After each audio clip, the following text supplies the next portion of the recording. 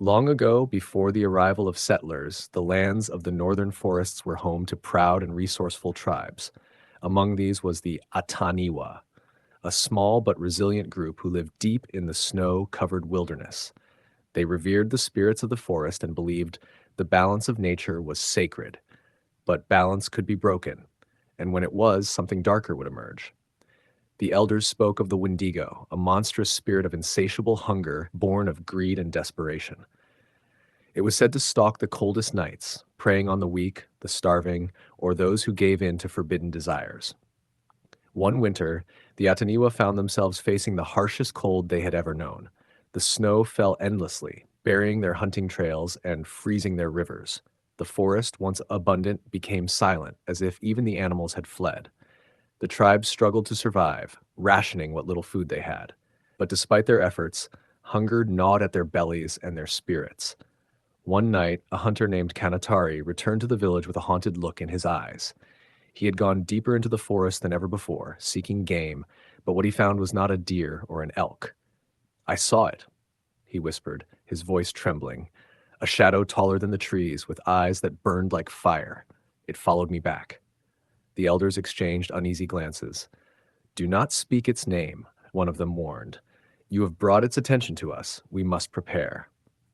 The village was plunged into fear. That night, the wind howled like a living thing, rattling the walls of their lodges. Amid the storm, a bone-chilling scream echoed through the darkness. It was followed by silence, then another scream, closer this time.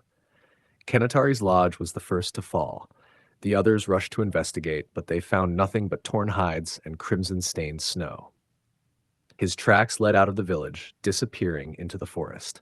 The elders gathered the remaining hunters. "The Wendigo has come," they said. "We must be strong. It feeds on fear and desperation."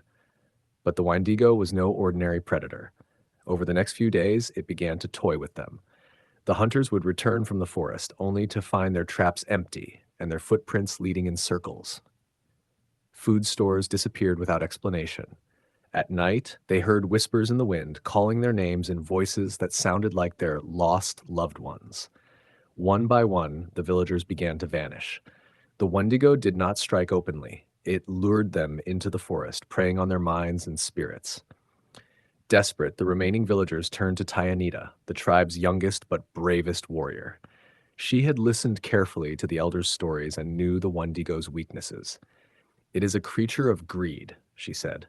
"It hungers endlessly but fears fire and the purity of courage. I will face it." Armed with a flaming torch and her ancestors' blessings, Tyanita ventured into the frozen woods. The silence was suffocating, broken only by the crunch of snow beneath her feet. She felt the Wendigo's presence before she saw it, a looming shadow that seemed to shift and twist with the trees. Its eyes glowed like embers, and its gaunt frame was covered in frost-bitten skin stretched over jagged bones. "You are brave to face me," it hissed, its voice like cracking ice, "but all are weak in the end." Tyanita steadied herself. "You will take no more of my people." The Wendigo lunged, its claws slicing through the air, but Tyanita thrust the torch forward.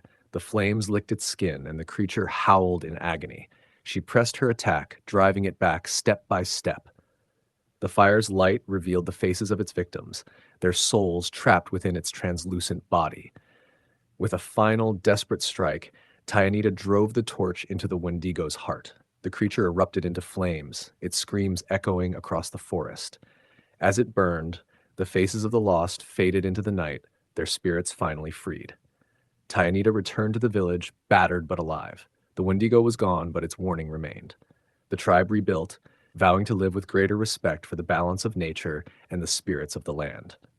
And though the Wendigo's presence faded into legend, the Ataniwa knew it could return if ever greed or despair took hold again. For the Wendigo was not just a monster, it was a reminder of what lay hidden in the hearts of humankind.